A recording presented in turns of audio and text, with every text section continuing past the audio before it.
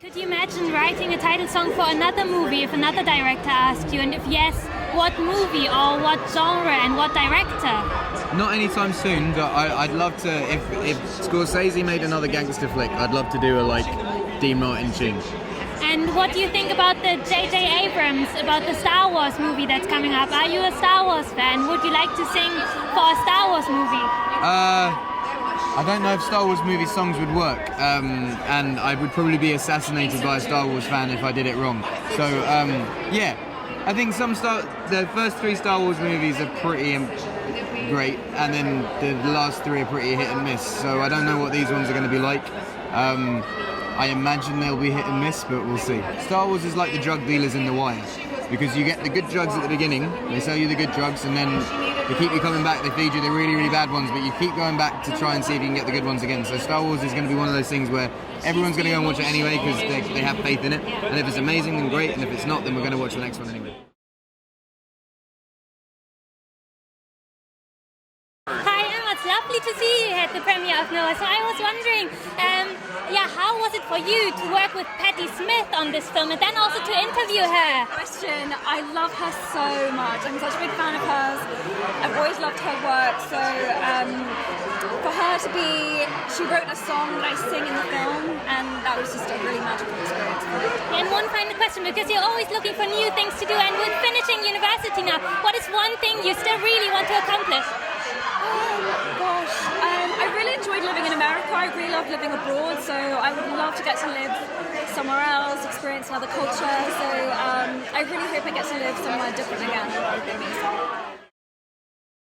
Hi. Hey. How are you doing? I'm doing great. How are you? Yeah, good as well. So I was wondering, after doing all the research for your role and for the film, was there one song that resonated more with you after you did this? I fell in love so hard with Pet Sounds and with Smile. But yeah, one of my favorite songs was probably You Still Believe in Me off of Pet Sounds. It's a really beautiful song. But they're all, it's really good stuff. Yeah.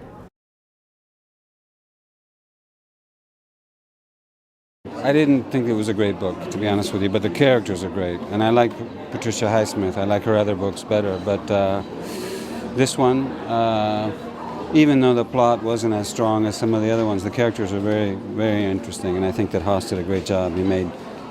It's one of those rare occasions where the movie's going to be more interesting than the book, I think. What do you prefer? Do you prefer Hitchcock or Highsmith? Well, I think one of Hitchcock's best movies is Strangers on a Train, and the main reason is because it's a Highsmith story. So I guess Highsmith. Great, thank you so much. What's the best and what's the worst bits about being a dwarf? The best bit for me was not having any facial hair, which is it's a signature look for a dwarf, but I didn't have a beard. So I avoided all sorts of trouble that way, sticking on in the morning, having food cut in it, all that kind of thing. Got a bit of slagging over it, I got jeered a little bit, but I was happy enough not having a beard. And the worst part, I don't know what the worst part is. I don't think there is a worst part to being a dwarf. They're a great sort of species of people. They're loyal, they're family, they hold those kind of attributes very strong to their heart. And they get on with it. They will bicker all day between themselves, but anyone else, an outsider comes in, they all stick together. And I kind of like that community sense that they have. For this movie, you're involved in a love story. Was that unexpected for you? And were you on board with that immediately? It was unexpected, and I was so on board with that. No, it was great. Obviously, it's not in the book, but I think it's important. Tariel's a leading female character, and I think it's important to have young girls and boys go to the cinema and see a female character that's really strong. It's not just a bunch of bearded men running around trying to find Erebor. It's great, and she's awesome in it. Did the other dwarves, did they react a bit jealous? Were they jealous?